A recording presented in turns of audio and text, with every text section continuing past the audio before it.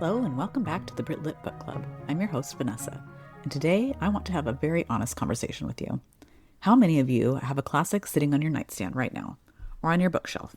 Maybe it was a gift, or something you picked up at a charity shop, with the absolute best of intentions, and it's been there for, 6 months, 2 years? It might be staring at you right now. No judgment, I've been there. And I want to talk to you about why that happens, and more importantly, how to fix it. Because here's what I truly believe. The classics aren't intimidating because they're bad. They're intimidating because nobody told us the right way in. Before we dive in, let's get our tea sorted. I'm having a cup of Earl Grey today. Classic, aromatic, a little old-fashioned, and absolutely wonderful once you learn to appreciate it, which feels very appropriate for what we're about to discuss. This episode is for everyone who has ever wanted to love the classics but didn't quite know where to start. It's for the person who got 3 chapters into Dickens and put it down. It's for the reader who adores historical fiction and suspects the real thing might be even better. It's for the book club member who nods along when someone mentions Austen, but quietly hasn't actually read her. Today, I am going to make a case for why British classics still matter, bust the most common myths that are keeping you from them, help you figure out exactly which one is right for you, and give you some practical strategies that actually work. No English degree required. Let's get into it. I want to start by making a proper argument, because I think the classics deserve one. We live in a world of absolutely brilliant contemporary fiction. There has never been a better time to be a reader. So why would I, or anyone, spend time on books that are 100, 200 years old, written in a world that doesn't exist anymore? Here's my answer. Because every story you love is a conversation with them. When you read a novel where a sharp-tongued woman outsmarts the men around her, it's Jane Austen. When a story gives you a brooding, damaged hero you can't help but root for, that's Rochester and Heathcliff. When a book makes you feel the weight of a class system pressing down on its characters, that's Dickens. The plots, the archetypes, the emotional templates, they were built in the Victorian and Regency eras, and we've been riffing on them ever since. Reading a classic isn't like going to a museum. It's more like reading the original script before you see the film adaptation. Suddenly, everything else makes more sense. There's also something the classics offer that I find harder and harder to find in modern reading. Depth that rewards rereading. I've read Persuasion probably 2 or 3 times, and I notice something different every single time. Not because the book changes, but because I change. At 20, I read it as a romance. At 30, I read it as a book about regret. And now I read it as a book about courage. Same novel, 3 completely different experiences. Very few contemporary books do that for me. And then there's the travel connection, which you know is very close to my heart. When you've read books, walking through the places that inspired them becomes something else entirely. Standing on the moors in Haworth or walking through the pump room in Bath. You're walking inside a story you already know and love. That's not just tourism. That's a kind of magic. So yes, the classics matter. And I would argue they matter more if you love to travel than almost anything else you could read. Okay, let's bust some myths. Now, let's talk about the things that are actually keeping people from picking these books up, because I think most of them are myths. Myth number 1, they're boring. I hear this one constantly, and I think it comes from having the wrong first experience. Often that experience was in school, as an assignment. Someone handed you Great Expectations at 15 and said, read this by Friday, and graded you on it. That's not how you fall in love with the book. That's how you grow to resent one. Here's the truth. Dickens was the prestige television of the Victorian era. His novels were serialized in monthly installments, and people were genuinely desperate for the next episode. Wilkie Collins, who wrote The Woman in White and The Moonstone, is essentially writing a thriller. Sensation fiction, they called it. There were fainting ladies and shocking plot twists and people gasping in reading rooms all over England. Boring? Not even close. Pacing is different, yes, but different isn't bad. It's immersive. It's slow in the way that long conversations with a friend you've missed is slow. You sink in. Myth number 2, you need an English degree to understand them. You do not, full stop. You need curiosity, a little patience, and that's it. These books were written for general audiences, often quite popular, broadly read audiences. They weren't written for academics. The academics came later. Now, there are things that help. A good annotated edition, a reading guide, a friend who's already read it. But understanding every single reference and historical nuance on your first read isn't the point. The point is to meet the characters. The point is to feel the story. You can Google the rest. Myth number 3. I missed my chance. This one breaks my heart a little because I hear it from readers in their 40s and 50s who think the classics were something they were supposed to do when they were younger, and now the window was closed. It hasn't. The books are still there, and honestly, you will understand them better now. Austen's wit lands differently when you've navigated a few social situations of your own. The Brontë sisters feel different when you've loved and lost something. Dickens resonates differently when you're worried about money or watch someone struggle in a system that wasn't built for them.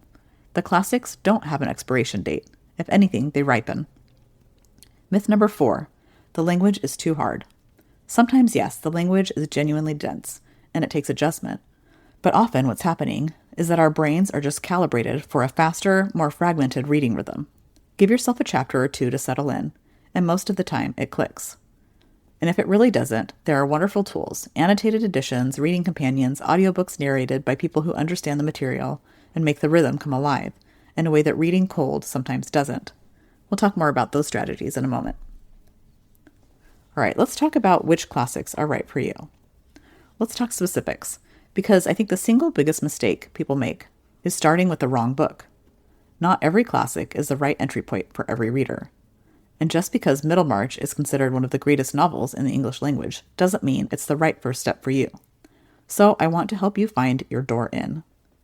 If you love romance and sharp social observation, start with Jane Austen.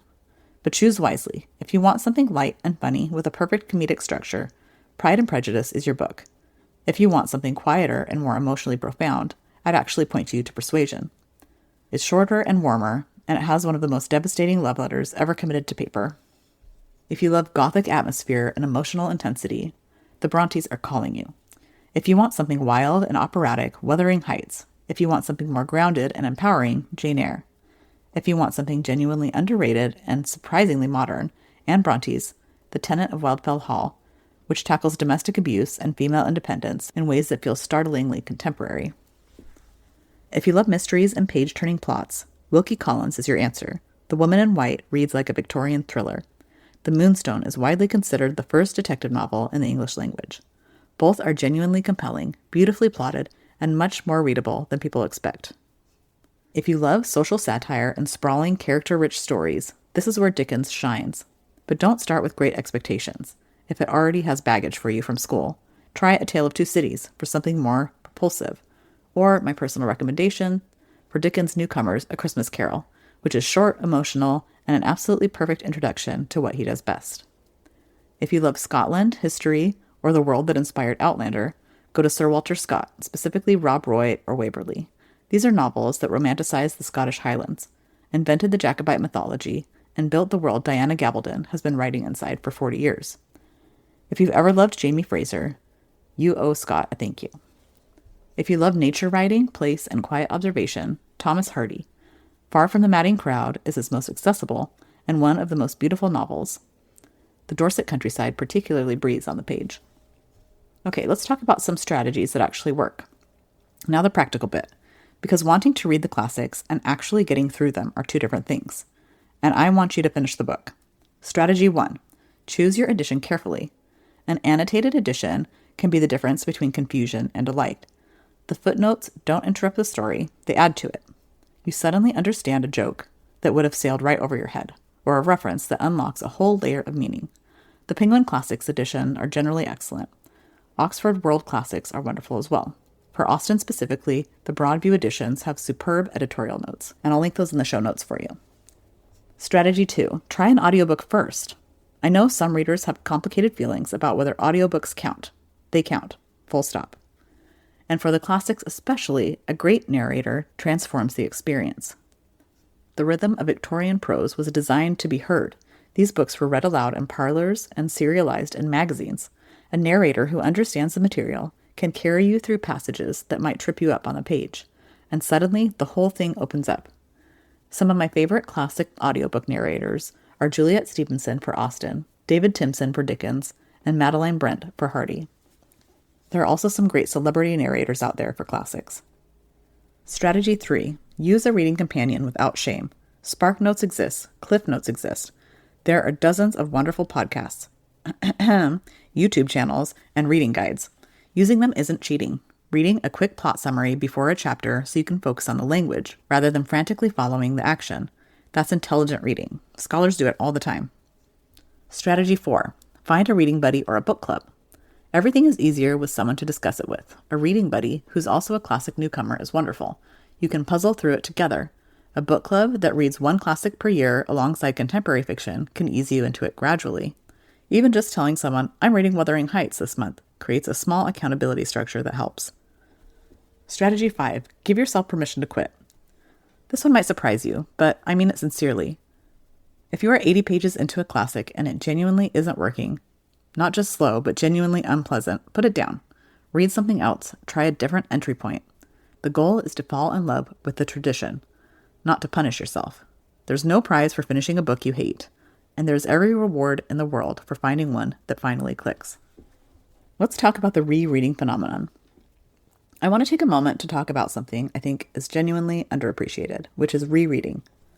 If you've ever read a classic and found it fine but not extraordinary, I want to make a gentle argument for coming back to it.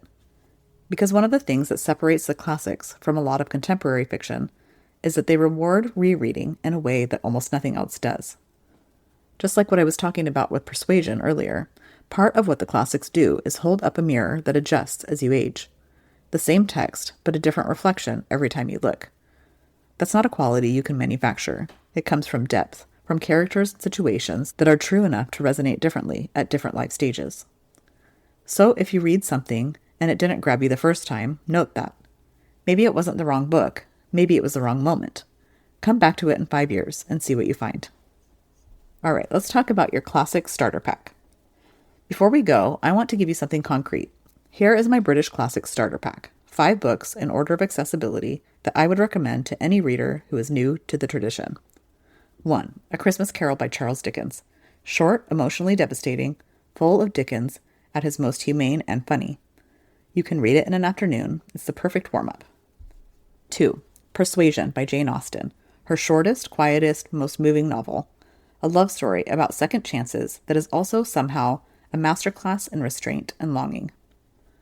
3. The Woman in White by Wilkie Collins. A proper thriller, multiple narrators, a sinister count, a mystery that keeps you guessing, and prose that moves, an absolute pleasure. 4. Jane Eyre by Charlotte Brontë. One of the greatest feminist novels, even if the Victorians didn't know to call it that. A heroine who refuses to compromise herself for anyone. 5. Far from the Madding Crowd by Thomas Hardy. 4 people, a farm in Dorset, and one of the most beautifully written explorations of love and independence in the language. Start here, and you'll want to read everything he wrote. All 5 of these are linked in the show notes, including the editions I recommend, so you can find them easily. My grandma had a large bookshelf in her home that had been there for as long as I could remember. Battered paperback Brontes, a green hardback of Scott, an Austen with the spine taped. I used to look at them as a child and wonder if they were hard, if they were for grown-ups, if I'd ever be ready for them. What nobody told me then, and what I want to tell you now, is that there's no threshold to cross. You don't have to earn the classics. You don't have to be smart enough or patient enough or literary enough. You just have to find your door in and give yourself a cup of tea and an unhurried afternoon and begin. The right classic read at the right time with the right cup of tea. There's genuinely nothing like it. It's why I do what I do. It's why I lead tours through the landscapes that inspired these books. Because when you've read them, the whole world opens up. Bath isn't just beautiful Georgian city, it's Austen City. Haworth isn't just a village in Yorkshire, it's the Brontes' village. And walking through those places with the book you love in your heart is one of the singular pleasures of being a reader. Thanks so much for listening to the Brit Lit Book Club. If you're enjoying the show, please take a moment to leave a review. It truly helps us reach more British literature lovers just like you. Don't forget to subscribe so you never miss an episode. You can find us on Instagram at The Book Club Tour, and head to our website, thebookclubtour.com, to see upcoming book club tours. Well, my tea's getting cold, so until next time, keep reading and stay curious.